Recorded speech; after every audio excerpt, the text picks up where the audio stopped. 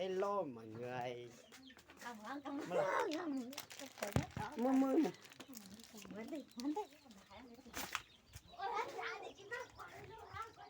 Hey. Nhỏ dòng này. Nó nhịp vào để nâng ra thắt thôi nè. Rồi vô rồi nè, để tí vô rồi nè. Đã nó cũng thò nè. Có tao tệ là mót chứ.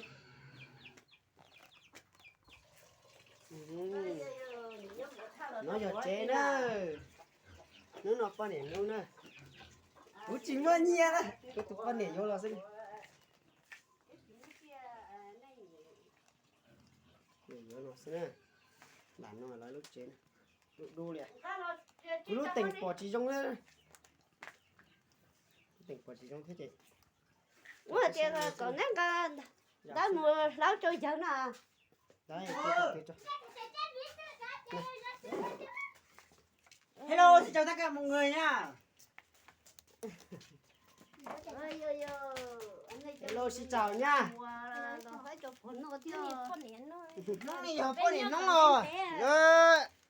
Vô cho nó chơi nhá, con đi, thử bé nhá lên đi. Cú con này nè, ta cú tàu có trống nè. Nhon đến đây Nhon đến đây, tụi nó Hello, trống xin chào tàu tất cả vào mọi nữa. người nha. Hôm nay là cô tên phụ nữ cho nên anh em mình mua kiểu cho bà nhá, mua bánh cho bà nhá.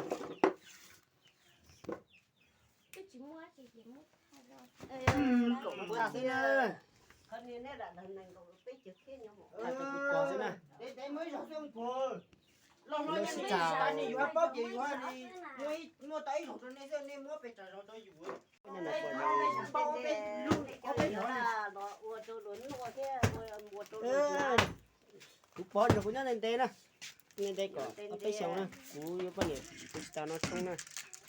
Nhon đến đây chế Đó. Thấy chuyện hồ nó nữa. Nó phải còn là lúc trẻ. nó liếm mua cho tí chúng ta nói về Bé lọt xin chi nó thế nè. Ui dọa, sáng ngày sáng tôi chỉ cho lọt cho.